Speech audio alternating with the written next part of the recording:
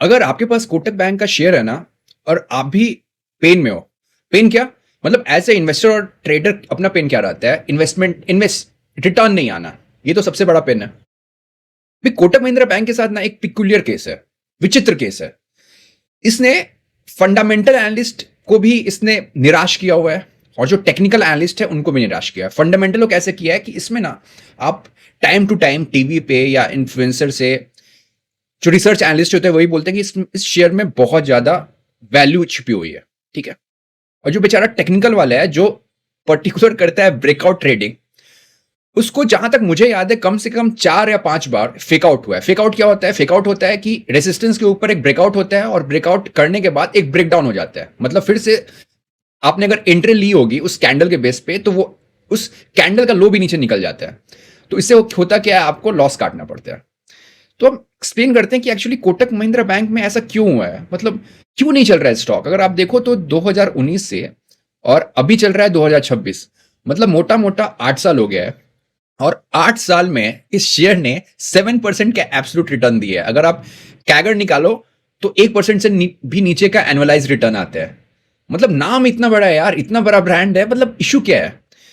अभी सबसे पहले मैंने इसको फंडामेंटली देखेंगे और मैं ना कुछ जार्गन्स नहीं यूज करने वाला हूं फंडामेंटल्स का। मैं तुम्हें बहुत सिंपली बताऊंगा आपको, आप समझो कि स्टॉक में इशू क्या है सबसे पहली बात।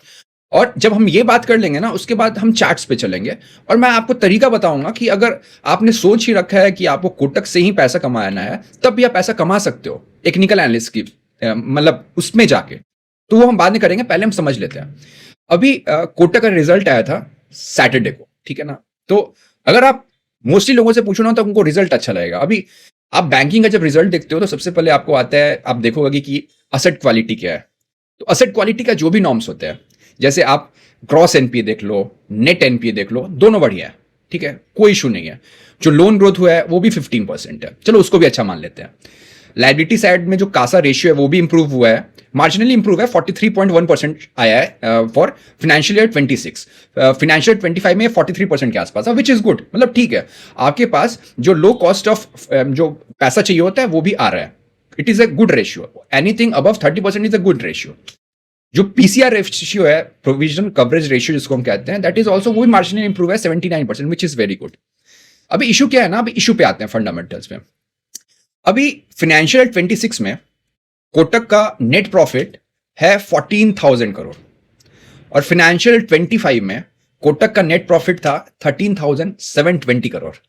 कितना का ग्रोथ आया? 3% का ग्रोथ आया। लोन ग्रोथ लेकिन कितने का है? वो है 15% का। और जो नेट इंटरेस्ट इनकम का ग्रोथ है वो है 8%। अभी ध्यान से समझना, नेट इंटरेस्ट इनकम क्या हुआ?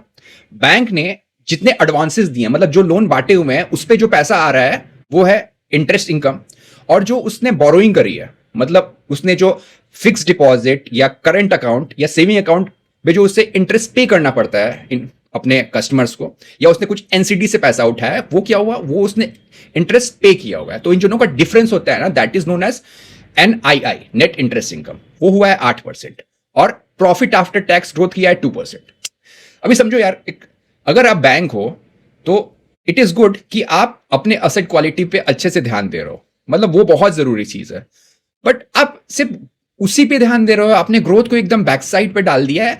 तो इन्वेस्टर का तो आप सोच नहीं रहे हो ना, जो आपके शेयर होल्डर्स है उनको भी तो रिटर्न चाहिए ना। रिटर्न कैसे आएगा? रिटर्न आएगा ग्रोथ से। अभी जो ग्रोथ होता है ना, अगर आप लोन में देखो, लोन जो ग्रोथ हुआ है इनका in financial 26 as compare to financial 25, वो 15% का है। तो 15%, और जो अगर आप देखो ना तो जो सेक्टर लीडर्स हैं, मतलब जो सेक्टर जिस हिसाब से ग्रो कर रहा है वो भी 13.5-14% का है। मतलब आप पहली चीज तो आप कोई मार्केट शेयर ले नहीं रहे हो। कोटक महिंद्रा बैंक कोई भी मार्केट शेयर क्रैब नहीं कर रही है, बस जहां है वहीं पे है, पहली चीज। दूसरा, लोन बुक ग्रो कर रहा है 15% से और पैड ग्रोथ कर रहा है कितना? 2 या 3% से, ठीक है।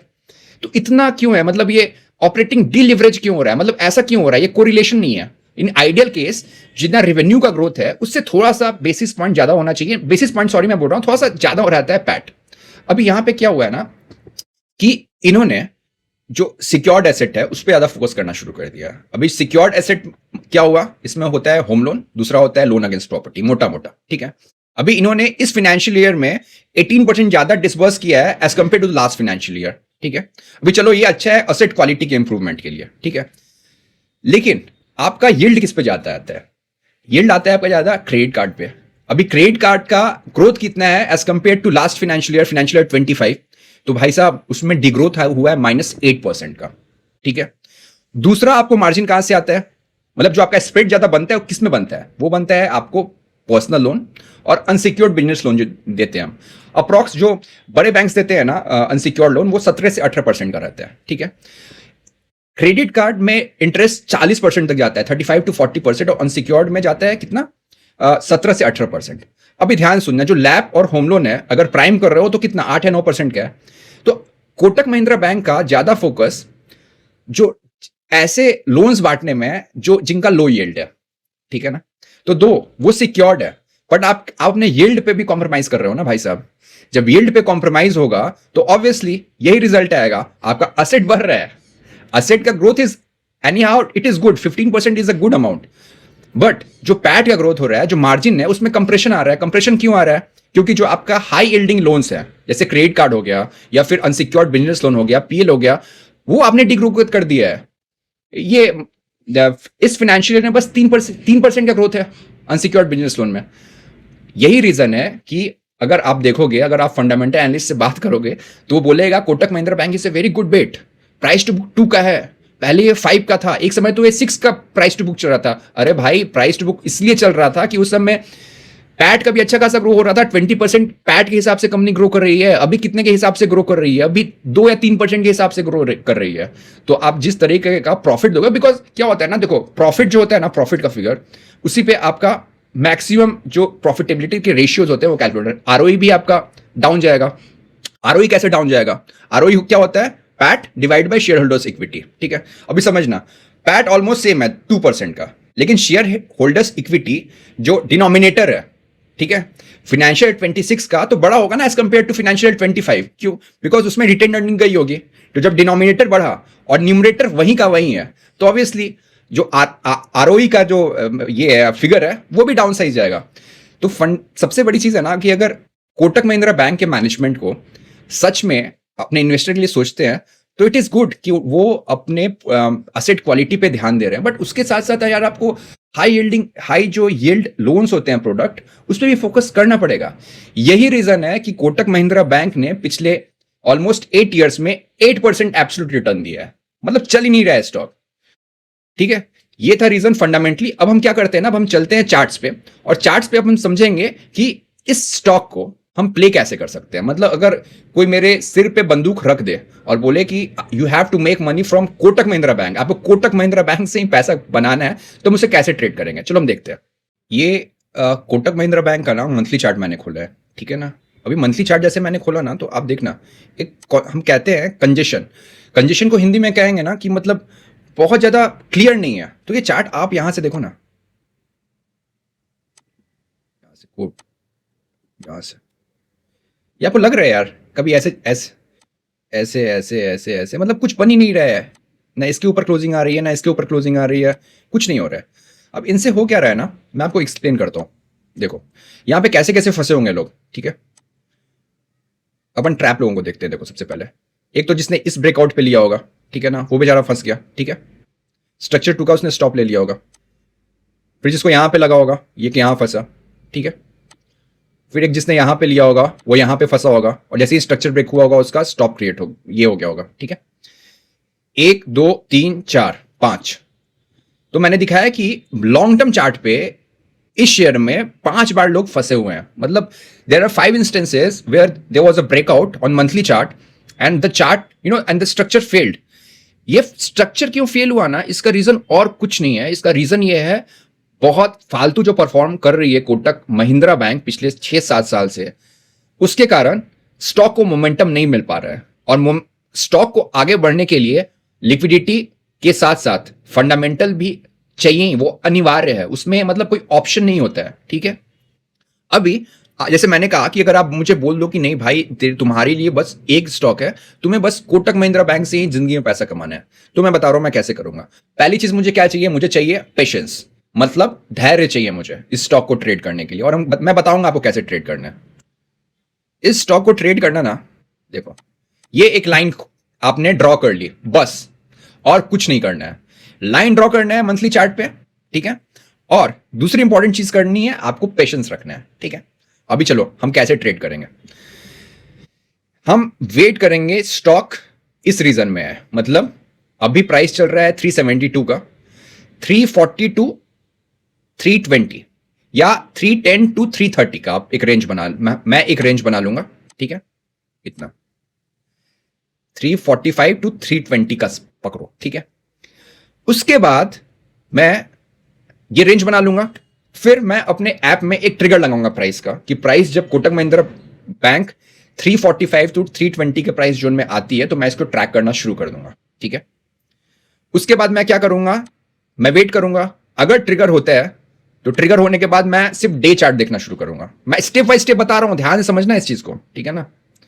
और उसके बाद मैं क्या करूंगा, मैं जाऊंगा, मैं देखूंगा किस समय डे चार्ट पे कोटक महिंद्रा बैंक ने हायर हाई और हायर लो का पैटर्न बनाना शुरू कर दिया, और कुछ नहीं देखूंगा। अगर आप मूविंग एवरेज भी यूज करोगे यहां पे, आप फंस सकते हो। आपको सिर्फ और सिर्फ प्राइस एक्शन ही यूज करना पड़ेगा कोटक महिंद्रा बैंक को, अगर आपको ट्रेड करना है तो। और अगर आपने ये ट्रेड कर लिया तो मैं आपको बता रहा हूं, इसमें भी एक अच्छा प्रॉफिट बन सकता है।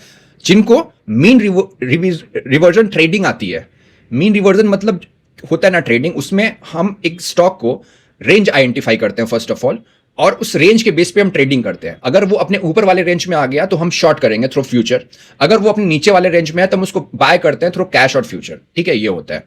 तो हमने रेंज निकाल लिया, नीचे का रेंज निकाल लिया हमने कोटक महिंद्रा बैंक का। अभी आप देखना, हम यहां पे क्या करने वाले हैं, हम एक यहां पे ऐसा स्ट्रक्चर आइडेंटिफाई करेंगे। आप ये देख रहे हो, देखो यहां पे क्या था, लोअर हाई लोअर लो, फिर यहां पे लोअर लो लोअर हाई, फिर लोअर लो लोअर हाई, फिर lower low and higher high. मतलब इस तरीके का एक स्ट्रक्चर बनना चाहिए, lower low higher high and higher low, ठीक है। वो स्ट्रक्चर जब बन जाएगा तो हम इस स्विंग को, आपको मैं एग्जांपल के लिए समझा रहा हूं, ठीक है, इस स्विंग को अपना स्टॉप ले लेंगे और बिंदास बैठ जाएंगे, ठीक है। अभी क्या हो सकता है इसमें, मैं आपको बता रहा हूं, अगर आपने संयम से ये सेटअप ले लिया तो रिवॉर्ड अच्छा खासा मिल सकता है आपको, मतलब अप्रॉक्स 45 टू 50%। मैं मान लेता हूं चलो 1 साल 1.5 साल लगेगा, अरे 1.5 साल 2 साल में भी अगर आपको 45% रिटर्न आते हैं ना, तो that is a good return. वो approx 45 will be equal to आपको 22% का कैगर रिटर्न होता है। तो होप आपको ये वीडियो अच्छा लगेगा। टेक्निकल उनको ज्यादा दिमाग नहीं लगाना है, बस मंथली चार्ट खोल के देखना है।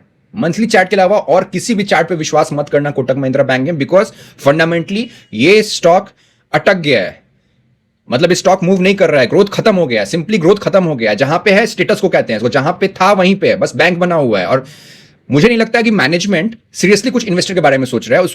उसका काम है असेट को प्रोटेक्ट करना, वो अच्छी तरीके से कर रहा है, and I respect Kotak Mahindra bank management for that. But आपको शेयर होल्डर के लिए भी तो कुछ सोचना पड़ेगा ना भाई, ग्रोथ ही नहीं लाओगे आप। हाँ, ये तो वही हुआ ना कि हम मैच ही नहीं खेलेंगे हारने के डर से। अब क्रिकेट मैच थोड़ा खेलना थोड़ा ही छोड़ देते हो यार। हाँ, so unless and until Kotak Mahindra bank अपने फंडामेंटल में इंप्रूवमेंट नहीं बन सकती है, ये एक अच्छी ब्रांड रहेगी, but low stock for the a third grade stock. मुझे मतलब बोलने में कोई हेजिटेशन नहीं है, a third grade stock for the long term investment. Hope आपको ये वीडियो अच्छा लगे। बाय।